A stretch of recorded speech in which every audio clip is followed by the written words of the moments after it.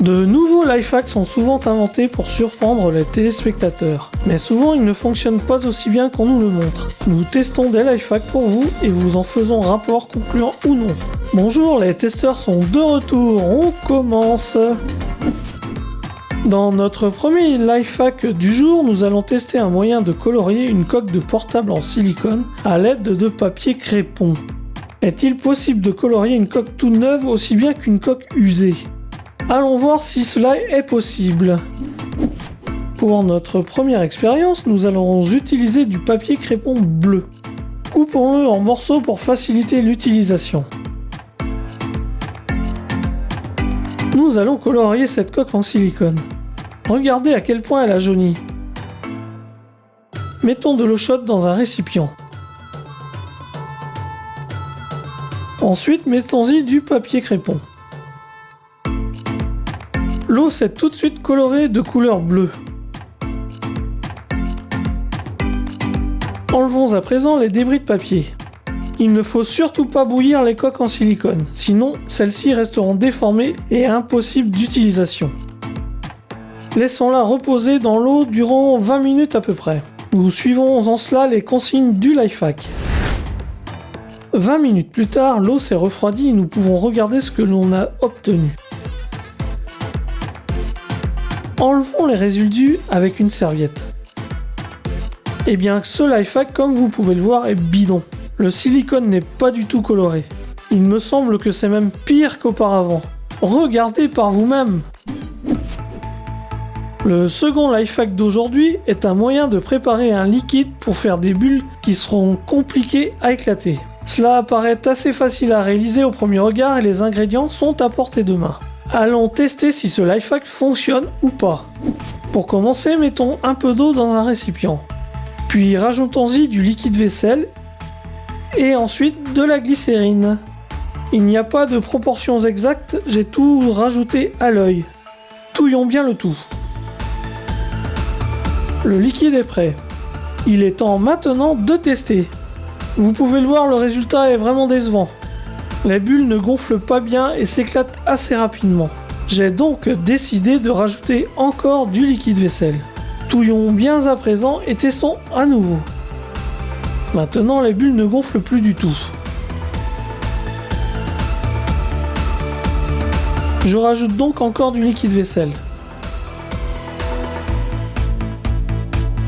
Les bulles obtenues ne sont plus du tout de bonne qualité. Elles s'éclatent à peine avoir apparu. Rajoutons donc un peu de glycérine. Et encore un échec. Peut-être ai-je trop mis d'eau au tout début ? J'ai bien envie de rajouter encore un peu de liquide vaisselle.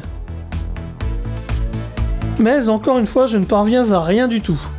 Quoi que je fasse, les bulles sont de pire en pire. Fabriquer du liquide pour bulles sans les proportions exactes est une bien mauvaise idée. Si vous connaissez une bonne recette de bulles, écrivez-la nous dans les commentaires et nous la testerons dans une de nos prochaines vidéos.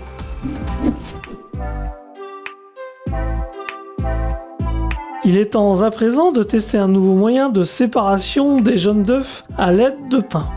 C'est assez intéressant à regarder, j'ai très envie de le faire moi-même.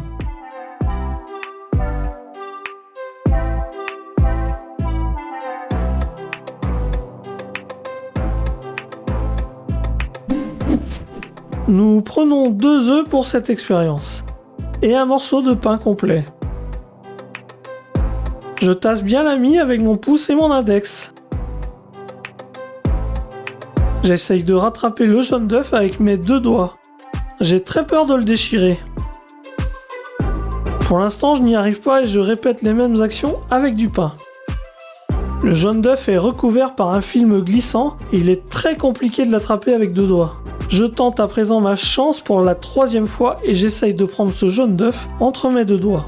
Le film glissant disparaît petit à petit, mais il n'est pas encore disparu complètement. Maintenant, j'ai décidé de ne pas avoir peur de déchirer le jaune d'œuf et j'agis de manière bien plus décisive. Mais j'ai toujours mes doigts qui glissent. Encore un essai et enfin le succès!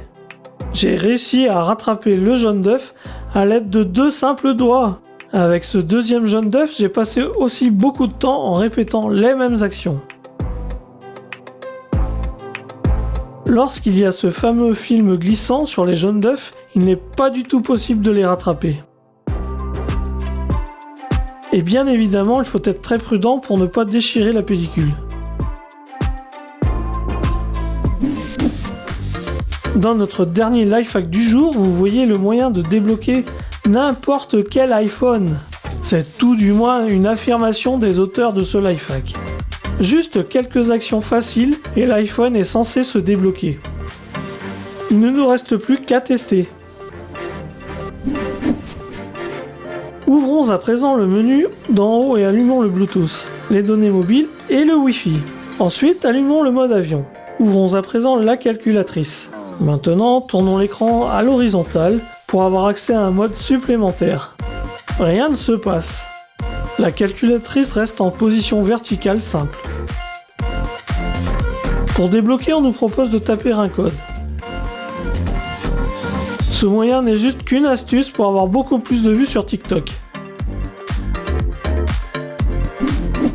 Ne ratez surtout pas nos nouvelles vidéos et abonnez-vous dès maintenant. Nous allons tester de nouvelles choses encore plus intéressantes. Et à très bientôt!